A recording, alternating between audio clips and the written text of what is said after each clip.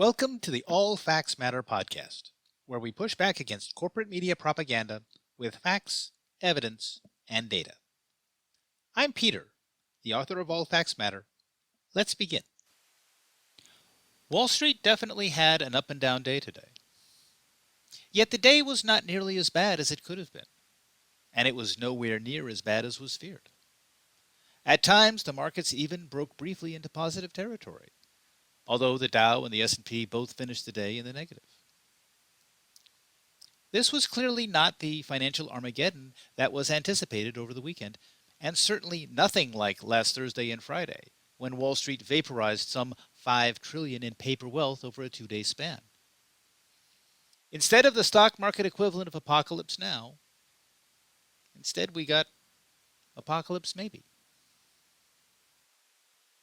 Yet the only real takeaway on the day is still that nobody knows what to make of the Liberation Day tariffs. Nobody knows what the consequences will be, good or bad. Nobody knows if the tariffs will end up being just a negotiating cudgel or permanent U.S. trade policy. Nobody knows if other countries will follow suit. Nobody knows if there is still another shoe yet to drop. Nobody knows. That's where the day began. And through all the ups and downs, that's where the day ended. While there is much that is not known and even more that is not understood, a recap of the day can be useful in establishing a baseline for assessing tomorrow and whatever future developments we have with the Liberation Day tariffs. And so, without further ado, let's run through what happened today.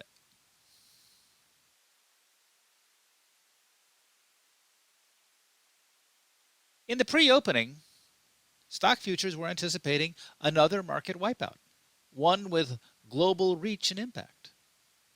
Every stock market around the world either was down significantly or was projected to be down significantly. The Liberation Day tariffs were expected to crash, literally crash, every stock market in the world. Every major market index was down hard, and every major market index was anticipated to be down even more. And Wall Street especially was anticipated to have an extraordinarily bad day. The Nasdaq was expected to lose as much as 5% on the day. The Dow close behind at 2.96, and the S&P 500 right in the middle at 3.5%. This was very much a worst case scenario.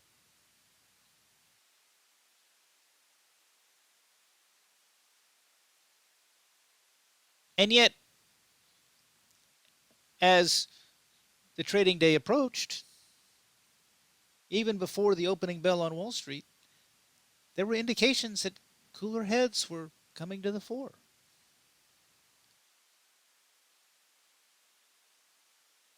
India's stock market had begun to reverse and climb back up. The stock market futures for Wall Street trimmed many of their expected losses quite significantly. And in the case of the Nasdaq, went from being down expected losses of 5 and even 6% to under 3%, which is a considerable reduction in how bad they anticipate it to be. So even before the markets opened, a realization was setting in that this is not going to be as bad as we first thought. The global stock meltdown perhaps is not inevitable. And that was the state of the markets just before the opening bell on Wall Street.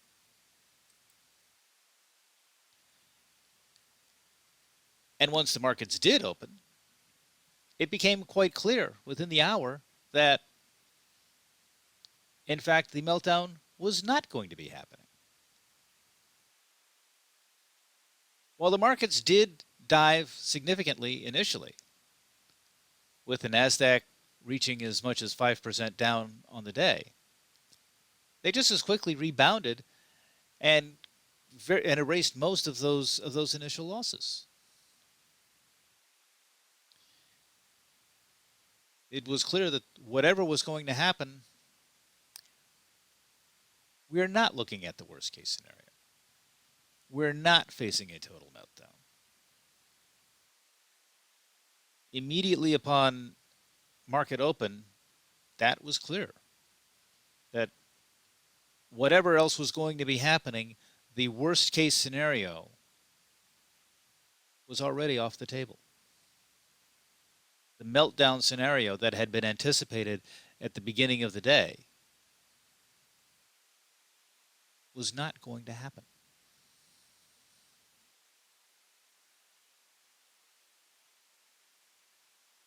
And the markets were definitely primed for good news. Mid-morning, there was a rumor that the Trump administration was considering a 90-day pause on the tariffs. And this was enough to give the Dow a brief surge into positive territory on the day. Now, neither the surge nor the rumor lasted, and the Trump administration quickly discounted it. But just hearing that possibility had given investors enough hope, enough encouragement to jump back in the market and push the Dow and the S&P and the NASDAQ up. So we went from apocalypse now to apocalypse maybe to, for a moment, it was apocalypse later.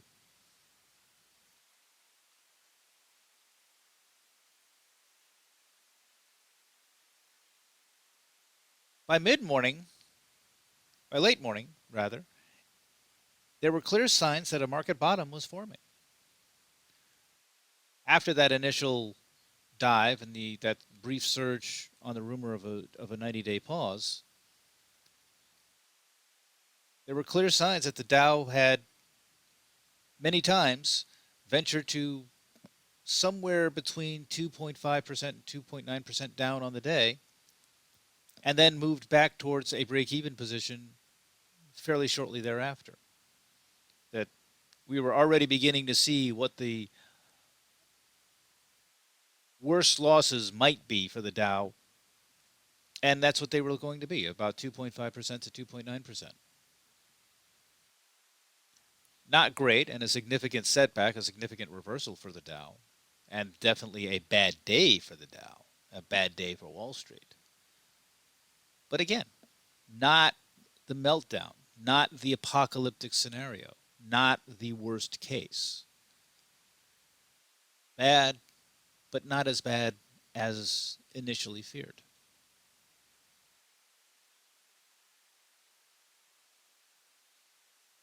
And at the same time, the other thing that has to be noted is that across the 5-day span, across from last week through this week, when from the initial announcement of the Liberation Day tariffs until now, Wall Street actually has been one of the least badly hit markets in terms of the market panic and the market convulsion. Of the major markets in the world, India is the only one that has fared better than Wall Street. China fared significantly worse. Japan was a couple percentage points worse. And Europe was also about a percentage point and a half worse than where Wall Street was in just in the few days after the Liberation Day tariffs had been announced. So whatever was happening, other countries are apparently much more fearful of these tariffs than the United States is. China, Japan, Europe especially see far greater damage arising from these tariffs than the U.S. markets do, which is an important consideration, an important perspective to keep in mind, because corporate media is saying how bad these tariffs are going to be for the United States. But there's clear evidence that other countries are fearful that the impacts to them of these tariffs might be even worse.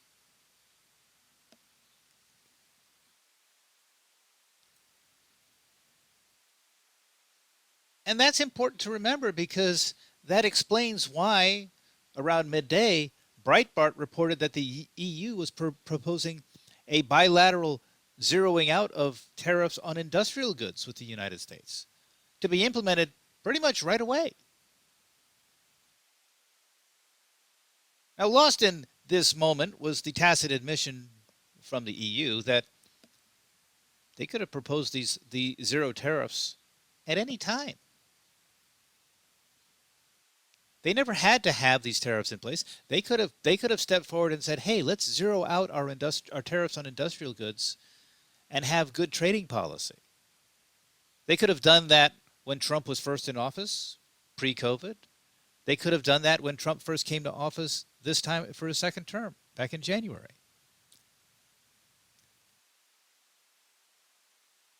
That they have tariffs that they can zero out means that they have tariffs that they preferred not to zero out. They prefer to keep an unequal set of tariffs against the United States in place. And only when confronted with the Liberation Day tariffs did they think that it might be better to do away with those.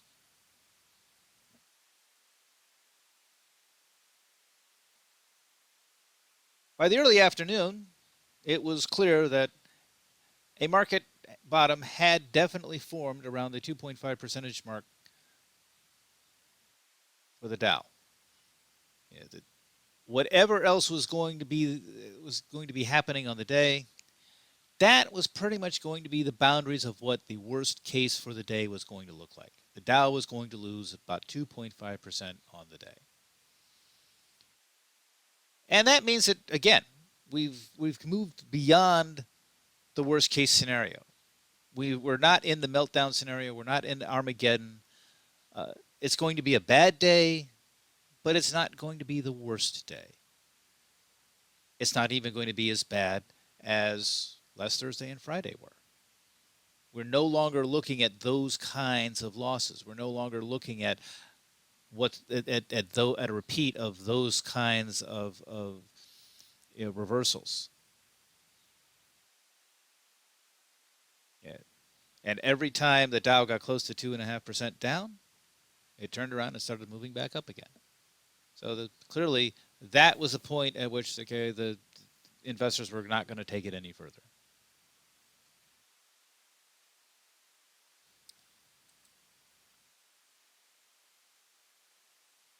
And at the same time, while the economic experts, such as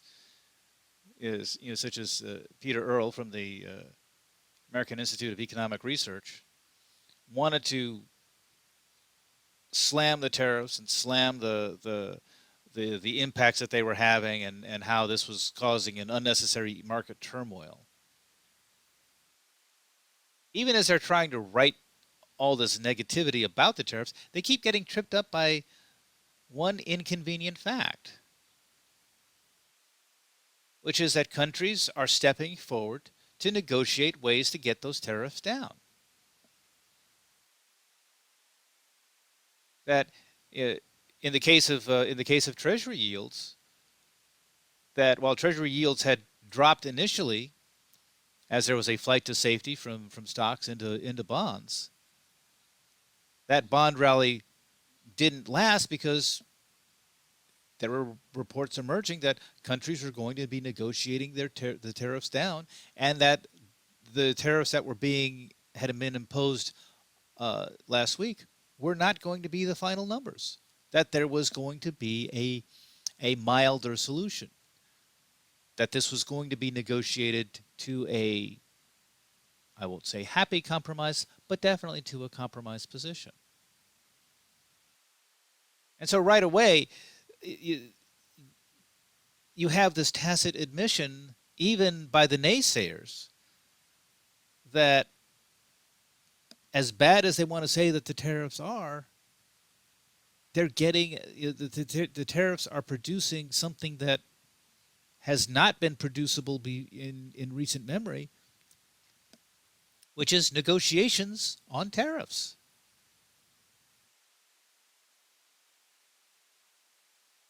Yeah. I mean, people forget that 20 years ago, the Doha round of trade talks was floundering because countries couldn't figure out how to negotiate ways to remove trade barriers and remove tariffs.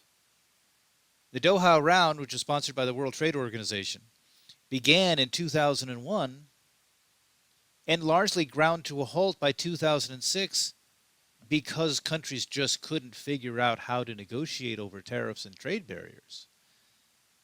And even the great financial crisis of 2008, 2009 had really not been sufficient to reawaken any sense of urgency among the various trading nations in the world to resolve these issues.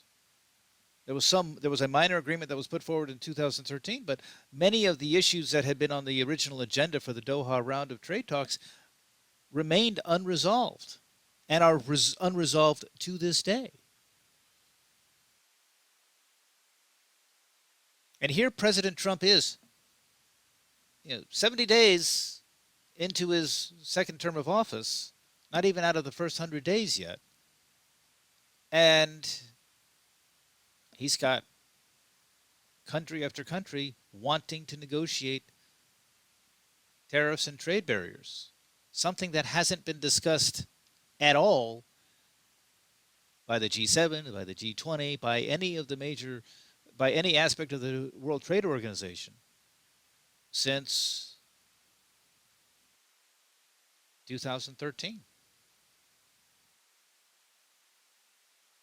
Now, it's too soon to tell what's actually going to come of those negotiations, and it's too soon to give President Trump any kind of a victory lap over it. But the world is negotiating how to resolve tariffs and trade barriers on a global basis for the first time in 20 years. For the first time in 20 years, countries want to negotiate their tariffs.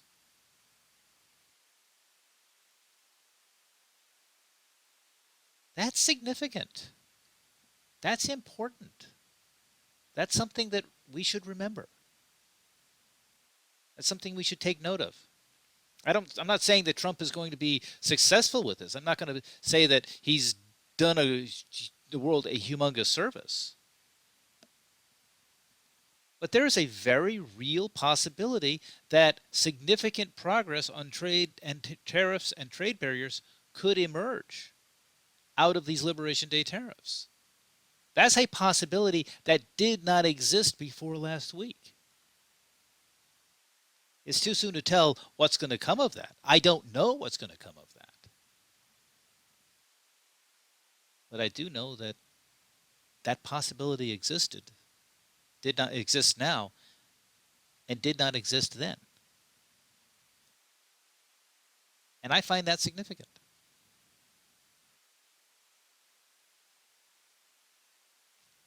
And by the afternoon, even without more rumors of pauses or any indication that the tariffs might not come to pass,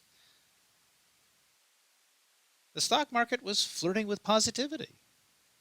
The Nasdaq and the S&P had moved into positive territory, and the Dow was right there. It was within a half a percentage point of reaching into positive territory around 2 o'clock this afternoon.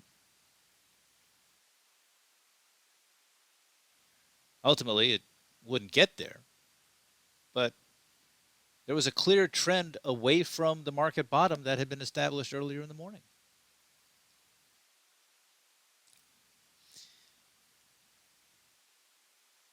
Perhaps equally significant, despite all the insistence that tariffs were going to roil supply chains and spike inflation, commodities prices plunged after the announcement of the Liberation Day tariffs and have not bounced back. They had begun rising at the tail end of March, and when the Liberation Day tariffs were announced, all of the gains from the last week in March, all of the commodity price rises from the last week in March, evaporated and then some. And there has still not been any meaningful recovery of those those prices. Now, if commodities prices are down hard, which they are down hard, that's removing an inflationary pressure on consumer prices. As I've discussed previously, a rise in commodities prices is the sign of a supply chain squeeze, which puts upward pressure on consumer prices. Well, what we have here, and oil prices have done the same thing, is the removal of that supply chain squeeze pressure. And so right off the bat, we're having a disinflationary phenomenon emerging in commodities prices as a result of the tariffs. Now, if we take the premise that the tariffs are going to cause inflation in all things, and that's always going to be the case, which is what corporate media has been saying again and again and again since Trump started talking about tariffs while on the campaign trail last year, this should not have happened. But it has. And it's showing every sign of remaining that way. The tariffs have pushed commodities prices down. I don't claim to know why. I'm not saying that I know why. But what the indices are showing is something that corporate media and all of the economic experts said should not happen. And the data has shown that it has happened. And this is an inflationary pressure that has been removed from consumer prices going forward. What's going to be the outcome of that? I don't know. But I know that it's there. And I know that corporate media and the experts said it's not supposed to be there. And this is probably the most notable way that the experts have consistently been wrong on tariffs. They keep saying that tariffs are going to cause inflation, and we get the exact opposite result. A similar phenomenon occurred with Trump's rounds of tariff back in 2018 during his first term of office. The inflation that was anticipated by all the experts never materialized then.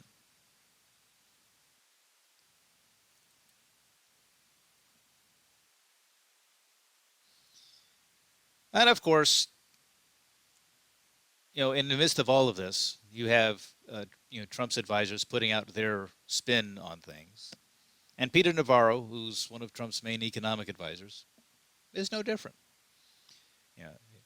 In his view, in the position he's arguing, is that the tariffs are not the negotiation, they're not a negotiating tactic, they're not a ploy. They are what is going to fix a broken and imbalanced trade system globally. That the tariffs, by virtue of being in place, are going to force countries to rebalance their trade and is going to bring about a better and healthier trading environment worldwide. That's what Peter Navarro says. I suspect he's overstating the situation significantly. For one thing, the clear trajectory of President Trump's policies and how he's executed policy going back to his first term of office is that everything is a negotiation. Even if Trump says that these tariffs are permanent and non-negotiable, that just means nobody has made him an offer yet that he wants to negotiate on. If Donald Trump thinks that there's something worth negotiating on, he's going to negotiate on it.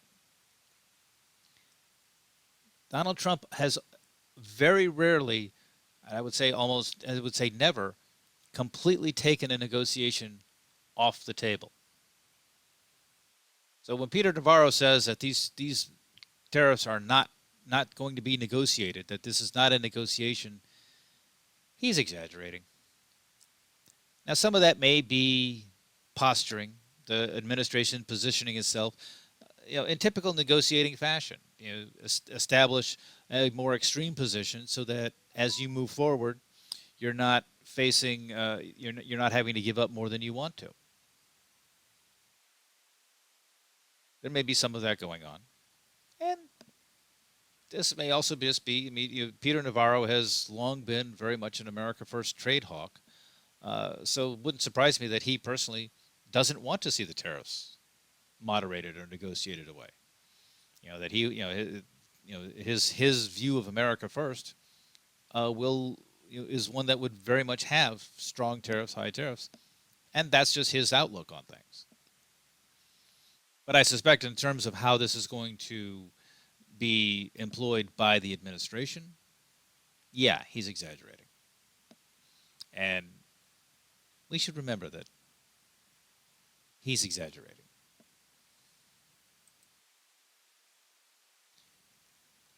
And Peter Navarro is not the only one who likes to have an opinion. Wall Street CEOs love to hear themselves talk, and BlackRock CEO Larry Fink is no exception. And so, in speaking to a Wall Street crowd earlier today, Larry Fink stated that in his mind, the U.S. economy was already in a recession. And of course, he said that the tariffs and the threats of tariffs had pushed the U.S. economy into recession. Now, anyone who's followed my work already knows that basically this is one of the few things that Fink got right, that the United States economy is in a recession. He's just wrong about the when, the how, or the why. The United States has been in a jobs recession since November of 2023. We've had very little in the way of meaningful job growth since then, since that time, up until now. And there was an earlier jobs recession in 2022 before that. And Larry Fink ignores both of those completely. But we are very much in a jobs recession where job growth is not happening in this country. And that's been going on since November of 2023. And a large part of that was the various economic policies and just overall policies of the Biden-Harris administration. It wasn't Trump's tariffs that caused the jobs recession. Trump had nothing to do with that. Yes, the CEOs are starting to think, oh my God, the U.S. economy might actually be in recession. When the reality is, yeah, no kidding, Wall Street CEO, where have you been? You haven't been paying attention. Main Street has been in a recession for over a year now, and you're just getting around to noticing. That's what's really happening. When Wall Street says, oh, this is going to cause a recession, what is really happening is Wall Street is saying, oh, we've now decided to notice that the economy is not doing well. The economy has not been doing well for quite a while, and now they're finally being forced to admit it. What that means is that the recession is actually getting worse. It's not starting, it's here, and it's getting worse.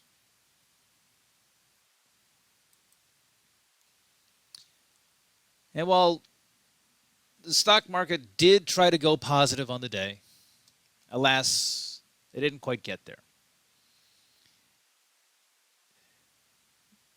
By the end of the day, stocks had moved back down into negative territory. Although the Nasdaq did make an attempt to recover towards the very end of the trading day, but the S&P and the Dow pretty much gave up the ghost in the last part of the trading day, such that at the close, Nasdaq just barely broke even. They are actually a little bit above at 0.1% gain on the day. The Dow dropped 1%, which is a significant gain, a significant decline. That's about 350 points. That's not a small. That's not a small. It's not a small decline, but it's again, it is nowhere near what had been forecast by the stock futures in the wee hours of this morning. And the S&P was right in the middle, coming in at about 0.3, 0.5% down on the day. But again, much, much less red ink than was initially expected. This day was supposed to be many, many, many times worse. Instead of a 350-point drop, the Dow was anticipating another 2,000-point drop, and that would have been quite disturbing to Wall Street.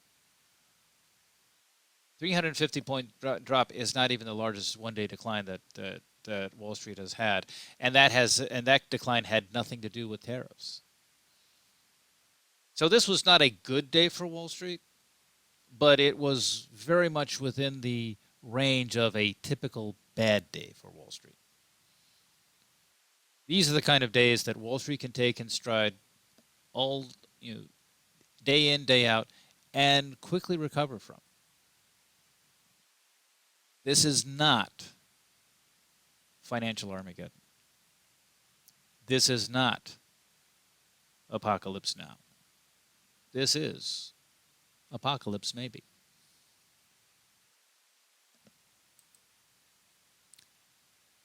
And that is how the trading day ended. If anything, the market outlook on tariffs is more confused now than when the day began. Nobody knows how much farther markets might fall, or even if they will fall. Nobody knows if the markets have found a new lasting equilibrium threshold. They found a bottom for today, but is that going to last till tomorrow? Nobody knows. Is that going to be the way it is going forward? Nobody knows. Nobody knows if the tariffs will be implemented as presented last week, or if President Trump's penchants for negotiations will modify them. The EU certainly wants to modify them, and there's some 50 other countries that are lining up, hoping like hell they'll be able to modify them. Are they going to succeed? Nobody knows. And as much as people like Peter Navarro are saying that the tariffs are not a negotiation, there are a lot of diplomatically minded people around the world lining up to make their case to the Trump administration that the tariffs should be a negotiation.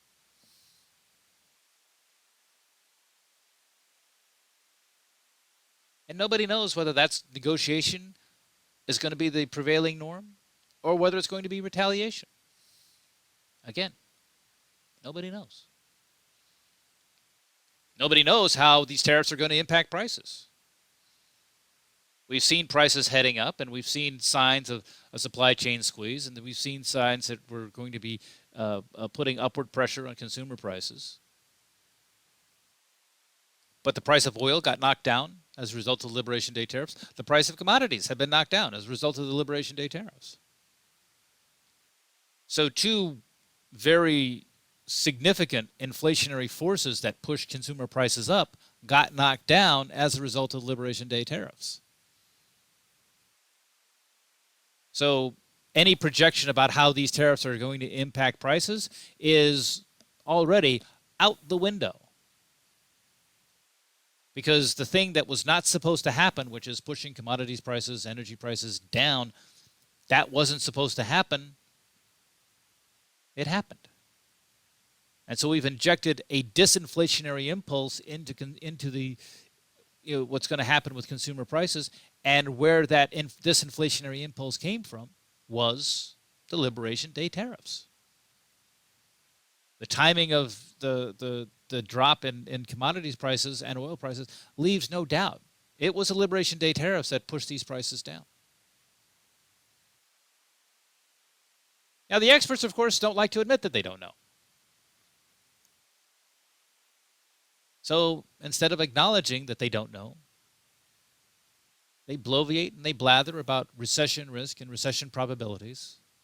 Like, guys, we're already in a recession. Why are you talking about recession risk? There is no recession risk because the recession is already here. The risk is it going to get worse or not? That's the risk.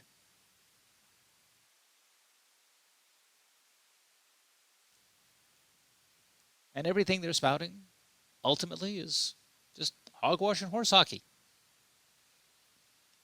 Yeah, we can see that just from what's happening with commodities prices and oil prices. The removal of inflationary pressures on consumer prices that the experts said wasn't going to happen, that supply chains were going to get disrupted. Well, commodities prices are saying not only are they not getting disrupted, they're getting better. Supply chain pressures miraculously got eased by these tariffs. That's what the commodities prices are basically saying. How that works, why that is, I don't know. But again, that's what the prices are saying. That's what when you have a price drop like that, that supply chain squeeze indicator is not indicating a supply chain squeeze anymore. So, what the experts are saying, yeah, it's complete nonsense. The data is saying, once again, something different. Now, yes, the U.S. economy could deteriorate from these tariffs. Things could go very, very badly. Let's not assume that the tariffs are going to be wonderful. They might not be. President Trump's tariffs could make things much, much worse for the U.S. economy. That is a very real possibility, and we should not ignore that. And yes, global finance might be roiled by the Trump tariffs. Depending on how overseas stock markets behave over the next few days, yeah, things could get very, very bad for other overseas markets, regardless of what happens with the U.S. market. And whether the U.S. market stabilizes other markets or whether the other markets drag the U.S. market down, we're not going to know that for a couple of days yet. Now, yes, the Liberation Day tariffs are going to be driving some serious changes in economic policy everywhere. There's no doubt about that. Countries are going to have to respond to these tariffs one way or another. But it remains to be seen what those policy changes are going to be. There are some retaliatory tariffs that have come from countries such as China. But are those tariffs going to be themselves a negotiating posture or something that is permanent? Again, we don't know. It remains to be seen. These are things that have not crystallized yet. And there's going to be a few days, at least, maybe longer, before some of them do. But it is also true that no matter what happens, there is an interest in negotiating tariffs globally that has not been seen since the Doha round of trade talks in 2001. For nearly 2 decades, there has not been a substantial global dialogue on tariffs and trade. And because of the Liberation Day tariffs, virtually every nation is talking now about tariffs and trade. Now, corporate media does not want to acknowledge that. But when you have 50 countries lining up to negotiate tariffs with the United States, that is the most substantial interest in tariff negotiation that the world has seen since the collapse of the Doha round of talks in 2006. For the first time in nearly 2 decades, the world wants to talk about tariffs and trade barriers. And that is the one outcome of the Liberation Day tariffs that we do know. That suddenly people want to talk about these things. Suddenly countries want to negotiate on these things. Suddenly countries want to see how they can remove some of these tariffs and trade barriers. Now, are the Liberation Day tariffs going to produce a fresh round of global talks aimed at reducing those trade barriers? I don't know. But I do know that it would be an amazing outcome if that was what happened. I do know that Wall Street would benefit hugely from the increased trade that such talks might produce. I know that negotiating better trading relationships is going to be beneficial for everybody. I don't know if that's going to happen. But because of the Liberation Day tariffs, I know that for the first time in 2 decades, there's a real chance that it could happen.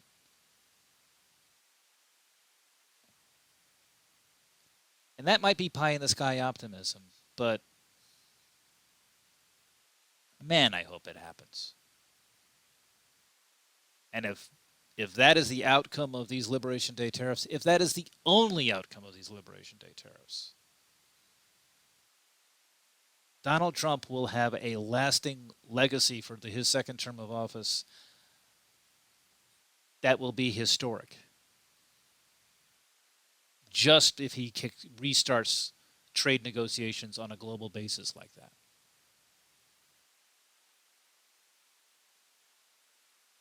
So color me hopeful.